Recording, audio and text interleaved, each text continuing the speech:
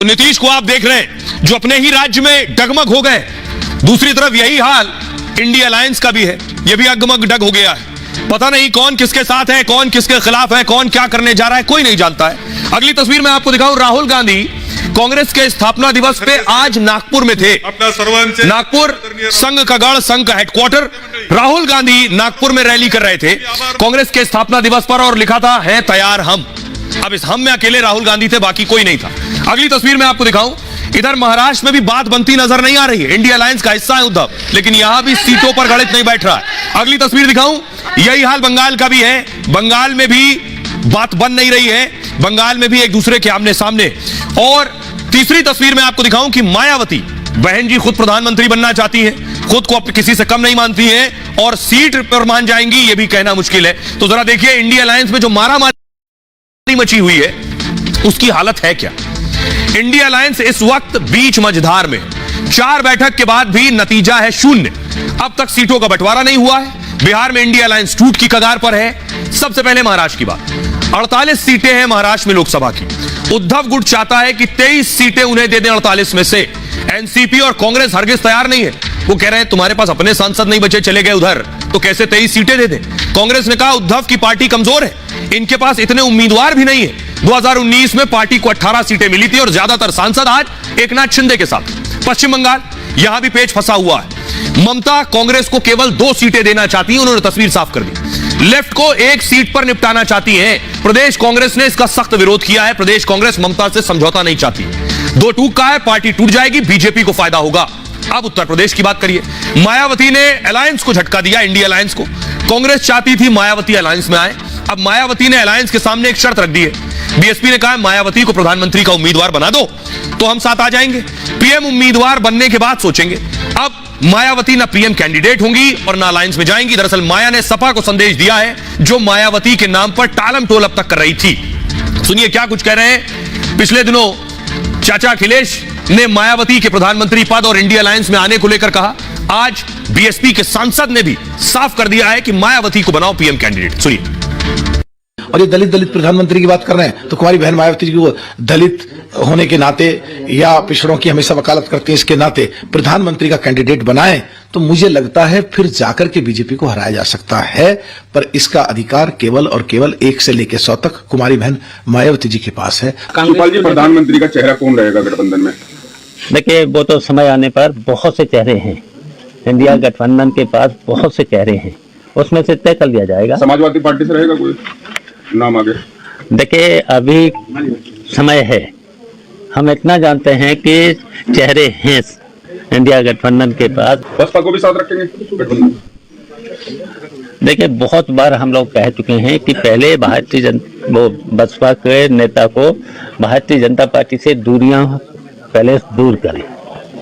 आइए सियासी खबरों से रुख करते हैं एक बड़ी खबर की तरफ। और दूसरी बड़ी खबर जो आज की है, अच्छी खबर है कि हाफिज के लिए भारत में फंदा तैयार हो गया है। इसे टांग के लाने की तैयारी है। कैसे आएगा ये आपको बताऊं। दरअसल पिछले कुछ दिनों में आप देखेंगे आतंकी घटनाएं बढ़ गई। राजौरी में आतंकी घटना हुई, पीएएफएफ ने इसकी जिम्मेदारी ली। हमारे अगली तस्वीर में दिखाऊं कि हमारे 4 जवान शहीद हुए इस राजौरी हमले में। अगली तस्वीर दिखाऊं, बारामूला में एक पूर्व एसएसपी की हत्या कर दी गई। टीआरएफ ने जिम्मेदारी ली, जो सीधे सीधे हाफिज के संगठन का हिस्सा है, लश्कर का हिस्सा है। अब तैयारी क्या है, अगली तस्वीर के जरिए देखिए। इधर दाऊद का काम तमाम हो चुका है, किसी लायक नहीं रहे। अब हाफिज की बारी है कि हाफिज को भारत ने तय कर लिया है कि पाकिस्तान से लेकर आना है। और भारत ने हाफिज को पाकिस्तान से जैसे ही मांगा, पाकिस्तान में ब्रेकिंग न्यूज चलने लगी। तस्वीर दिखाऊं मैं आपको, पाकिस्तान के न्यूज चैनल्स में हाफिज सईद की ब्रेकिंग न्यूज चल रही थी कि भारत ने हाफिज सईद की डिमांड की है। भारत चाहता है कि पाकिस्तान हाफिज सईद को हमें सौंप दे, हमारे लिए वो छटा हुआ आतंकी है। जरा सुनिए पाकिस्तान में जब ये बड़ी खबर चल रही थी। ब्रीफिंग सहाफी ने सवाल किया कि क्या भारत की तरफ से हाफिज सईद की हवालगी का कोई मुतालिबा किया गया है। तर्जुमान दफ्तर खारजा ने जवाब दिया कि ये कयास पर मबनी रिपोर्टिंग है, इस पर तबसरा नहीं करेंगे। कल खबर आई थी कि हाफिज सईद की हवालगी के लिए भारत ने पाकिस्तान को दरख्वास्त दी है। खबर में कहा गया था कि भारत हाफिज सईद से पुलवामा हमले की तहकीकात चाहता है, कि भारत हाफिज सईद से पुलवामा हमले की तहकीकात चाहता है, कि भारत हाफिज सईद से पुलवामा हमले की तहकीकात चाहता है। कि भारत की तरफ से दरख्वास्त दी गई है हाफिज सईद की हवालगी के हवाले से और पुलवामा की तहकीकात करना चाहते हैं। हालांकि भारत माजी में ये कह चुका है कि ये पुलवामा का जो वाकया है वो जैश मोहम्मद ने किया। तो आपने देख लिया पाकिस्तान में हड़कंप मचा है कि हाफिज सईद को भारत चाहता है। पिछले कई दिनों से जो बात मैं बताने की कोशिश कर रहा था कि क्या कुछ बड़ा होने वाला है, आप देखिए आर्मी चीफ कश्मीर पहुंच गए, आर्मी ऑफिसर से मिले। वो पिछले कई दिनों में जो आतंकी घटनाएं हुई हैं उस पर साफ कहा आर्मी चीफ ने कि अपने हिसाब से आर्मी को खुला है, हाथ है, फ्री हैंड है, जो एक्शन लेना है लिया जाए आतंकियों पर। और बेवजह नहीं, अगली तस्वीर में दिखाऊं कि खुद रक्षा मंत्री राजनाथ सिंह पहुंच गए कश्मीर सेना का मनोबल बढ़ाने के लिए। क्या ये सब चीजें एक मकसद के साथ हो रही हैं? क्या वाकई हाफिज का काउंटडाउन शुरू हो चुका है और हिंदुस्तान अब हाफिज सईद को खींच कर लेकर आएगा? देखिए रिपोर्ट।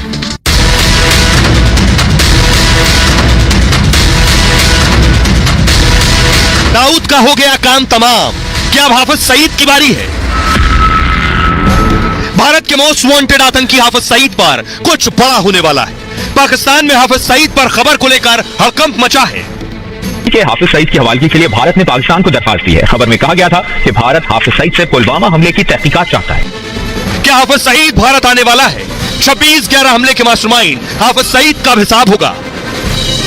नया भारत अब अपने दुश्मन को नहीं छोड़ता, पाताल से भी खींच कर लाता है। आतंक के आका हाफिज को पाकिस्तान से भारत लाने की तैयारी शुरू हो गई है। भारत आते ही हाफिज के एक गुनाह का पूरा हिसाब होगा। अमेरिका में Pakistani army chief general Munir को आतंकवाद पर हिदायत दी गई। भारत से संबंध सुधारने को कहा गया है। अब पाकिस्तान के पास हाफिज को भारत सौंपने के अलावा दूसरा कोई विकल्प नहीं है। तो हाफिज सईद कैसे भी भारत आना है यह तय कर लिया है हिंदुस्तान ने। ये तस्वीरें देखिए, ये जो तस्वीर मैं आपको दिखा रहा हूं ये वो आतंकी हैं जिनका पाकिस्तान में ही काम तमाम हो गया, जिन्हें कोई ना कोई आकर मार गया है। मैंने आपको कहा था कि दाऊद इब्राहिम, हाफिज सईद, मसूद अजहर ये सब कहां पर हैं? दाऊद का काम हो गया, अब हाफिज का नंबर है। अगली तस्वीर देखिए जरा कि ये देख रहे हैं हाफिज सईद मोस्ट वांटेड आतंकियों की लिस्ट में है।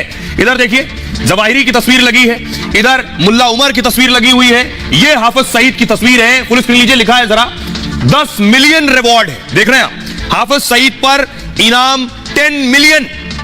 अगली तस्वीर दिखाऊं, हाफिज सईद FBI का भी वांटेड है।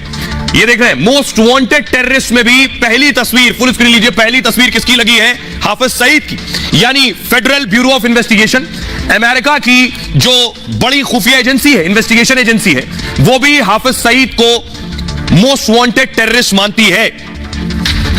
तो पाकिस्तान में जैसे ही यह खबर फैली कि भारत हाफिज सईद को चाहता है, देखिए उनकी अखबारों में खबर छपने लगी। सबसे पहले देखिए इस्लामाबाद पोस्ट में छपा, भारत ने हाफिज सईद के प्रत्यर्पण की अपील की है। पाकिस्तान से हाफिज को भारत को सौंपने को कहा गया है। इस प्रक्रिया को जल्द शुरू करने की मांग की गई है। राजनयिक सूत्रों के हवाले से खबर आई है। पाकिस्तान अब क्या जवाब देगा यह देखने वाली बात है। अगर पाकिस्तान हाफिज का प्रत्यर्पण करता है तो दोनों देशों के रिश्ते सामान्य हो सकते हैं। जियो न्यूज ने लिखा, भारत ने हाफिज को हवाले करने को कहा है। पुलवामा हमले को लेकर हाफिज से पूछताछ करना है हिंदुस्तान को। पाक विदेश मंत्रालय के प्रवक्ता ने इस पर कोई टिप्पणी नहीं की है।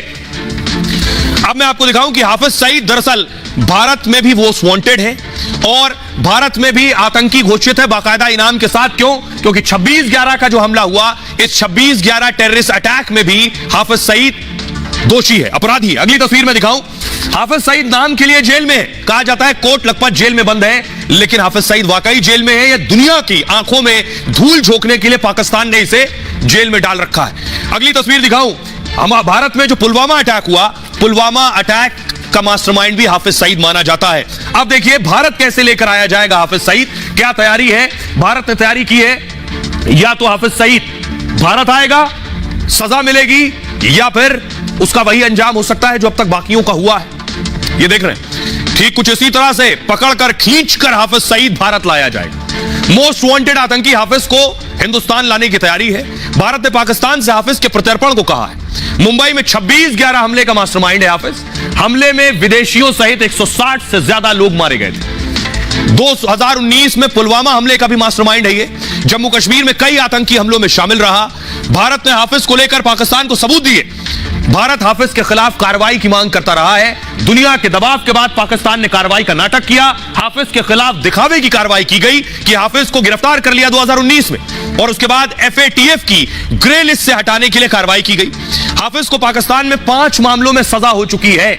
2 टेरर फंडिंग केस में 32 साल की सजा हुई है इसे। 5 अलग अलग मामलों में 36 साल की सजा हुई है। कुल 68 साल की सजा हाफिज सईद को हो चुकी है, लेकिन जेल में है या नहीं कोई नहीं जानता। हाफिज पाकिस्तान की जेल में सजा काट रहा है नाम के लिए। हाफिज सईद 2019 से पाकिस्तान की जेल में, दावा है आजीवन कारावास काट रहा है, लेकिन हाफिज जेल में है या बाहर कोई नहीं कह सकता। पहले भी हाफिज की जेल से बाहर की तस्वीरें सामने आई हैं। हाफिज सईद इस वक्त कथित तौर पर जेल में है। मीडिया रिपोर्ट्स में हाफिज के जेल में होने की कोई खुलासा नहीं हुआ। हाफिज जेल में नहीं, अपने घर में है यह भी कहा गया। करीब 4 साल से किसी भी पब्लिक प्लेटफॉर्म पर इसे नहीं देखा गया। हाफिज सईद लश्कर का प्रमुख है।